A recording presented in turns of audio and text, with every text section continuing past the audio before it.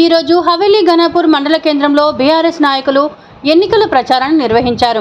ఈ ప్రచారంలో మెదక్ మాజీ ఎమ్మెల్యే బీఆర్ఎస్ పార్టీ జిల్లా అధ్యక్షురాలు పద్మ దేవేందర్ రెడ్డి పాల్గొన్నారు. ఈ సందర్భంగా గ్రామంలో ఇంటింటికి తిరుగుతూ రాబోయే లోక్సభ ఎన్నికల్లో కారు గుర్తుకు ఓటు వేసి బీఆర్ఎస్ పార్టీ అభ్యర్థి వెంకట్రామిరెడ్డిని గెలిపించాలని కోరారు.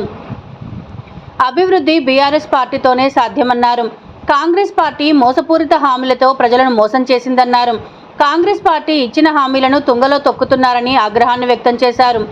జీవోలు ప్రొసీడింగుల గురించి అవగాహన లేని వ్యక్తి మెదక్ శాసనసభ్యులని ఎద్దేవా చేశారు. రేవంత్ రెడ్డికి గుణపాఠం చెప్పాల్సిన సమయం ఆసన్నమయ్యిందని మండిపడ్డారు. బీఆర్ఎస్ పార్టీ 1,50,000 మెజారిటీతో గెలవబోతుందని ధీమా వ్యక్తం చేశారు.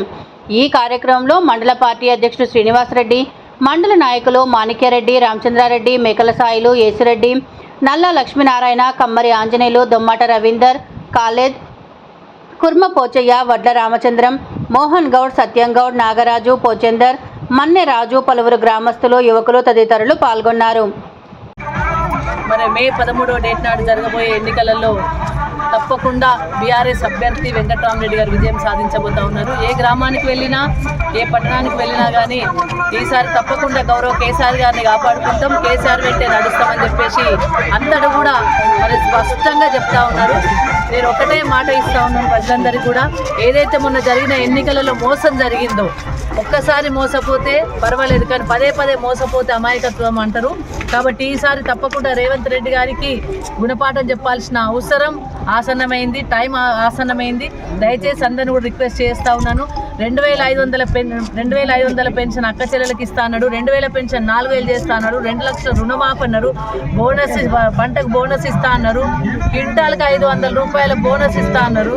అట్లాంటిది మరి ఎక్కడ కూడా ఇవ్వకుండా మోసం చేసిండు. కాబట్టి ఈసారి తప్పకుండా మనము రేవంత్ రెడ్డి గారికి గుణపాఠం నేర్పించాల్సిన అవసరం ఉంది. ముఖ్యంగా మెదక్ నియోజకవర్గంలో మరి ఇక్కడ ఎమ్మెల్యే లేకపోవడం వల్ల మాకు ఎంపీ కావాలని చెప్పి ప్రజలందరూ కూడా కోరుకుంటా ఉన్నారు. కాబట్టి తప్పకుండా వెంకట్రామిరెడ్డి గారి విజయం ఖాయం. మేము మెజార్టీ కోసం ప్రయత్నం చేస్తూ ఉన్నాము. మాకు 2వ ప్లేసో 3వ ప్లేసో కూడా ఎవరు దరిదాపుల్లో కూడా లేరు. 1,50,000 మెజార్టీతో తప్పకుండా విజయం సాధించబోతా ఉన్నాము.